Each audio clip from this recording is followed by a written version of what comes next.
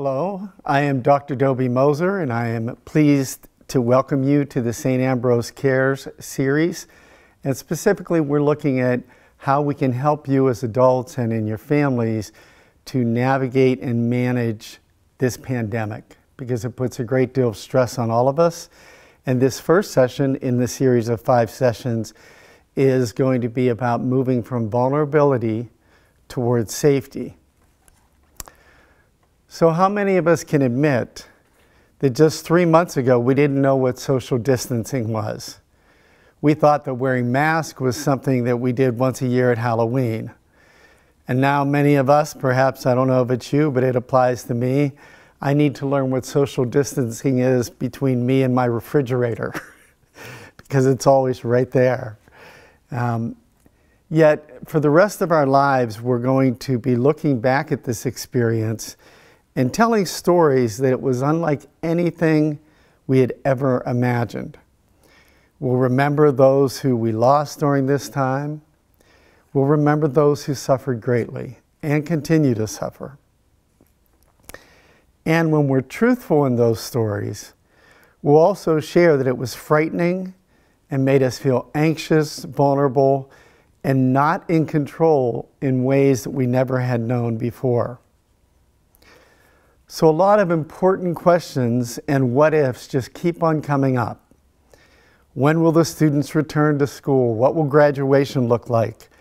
How are we supposed to deal with the mounting disappointments that keep adding up? Canceled life events, large or small, restricted travel. Most importantly, having to mandate physical separation from those who we seek most to be near, to hug, to hold, to feel their gentle touch of kindness and support.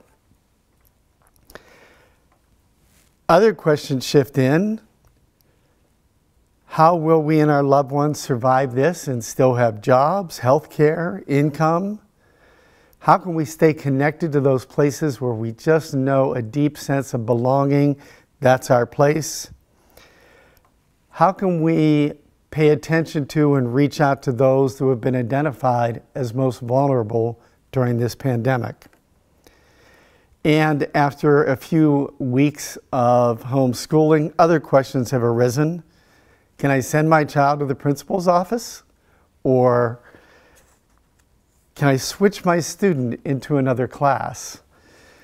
Well, when we look at all these things together, we need to remember that it's about vulnerability.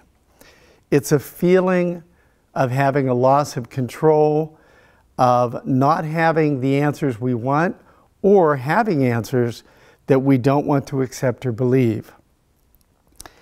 We are wondering in our minds and in our hearts, what does all this mean? And equally pressing, when will it all end? And what we want you to know about what we're doing here at St. Ambrose is we are here to be with you and to walk with you, both to name and reflect on your experience of this pandemic. It's important to remember reflection is what turns experience into insight, and insight into intentional, compassionate action. We actually need to slow down, think about what this means, and make choices about what we're going to do moving forward. If we are willing to do that, whether we do it virtually or in person or in our one-on-one reaching out to others, there's an opportunity for powerful resilience to be developed and formed, and being vulnerable and reflecting literally can give us courage in walking through this pandemic, regardless of how long it lasts. Now, in each of these sessions, I would like to offer 2 specific tools for your toolkit that are things you can hold on to, think about, and do in a more active way. One of those tools I'd like to add is what we call the 3 R's: rules, routines, and rituals. Setting these up and paying attention to them allows you to have a schedule each day. It allows you at a time where things feel like out of control, when it feels that way, to say, there are some things within my control. I can make decisions about how things are going to work. What are those rules? What are those routines? What are the rituals that can give me meaning and a sense of Everything's going to be okay. I know how things work now. The second would be, and it seems maybe counterintuitive, but I'd encourage you to lean into the vulnerability and humility of this moment. It is an inevitable part of the human condition that we can't control everything and suffering happens that is not within our making. And there is power in humility when we embrace and accept it. There is strength in what appears to be weakness when we're willing to go there. And certainly there is light in a place and a time when it appeared to be all darkness. But we need to be willing and ready to go into those places. I'd like to offer you 3 quick habits. These are, again, things you can do that you can begin to do a day at a time, and then they add up and have a greater meaning. One would be to keep in mind that change from this pandemic is inevitable. It is happening, it has happened, it will continue to happen. Growth is optional.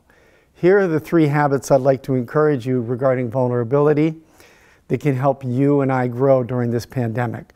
One is have honest conversations with a dear friend, somebody that you trust, a spouse, a colleague, and allow both parties to show empathy and vulnerability with each other.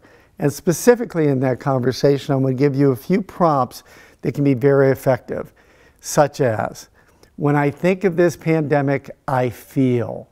How would you respond to that? What is most disappointing to me about this pandemic? What I am most concerned about? This experience is similar to when? Those are specific things in your conversation. Just focus and listen with empathy with that other person to allow you to name what's happening. When we don't name things, we give them a power over us because we're not even willing to look and say, what does that mean? It's not easy, it's work, but it can be done.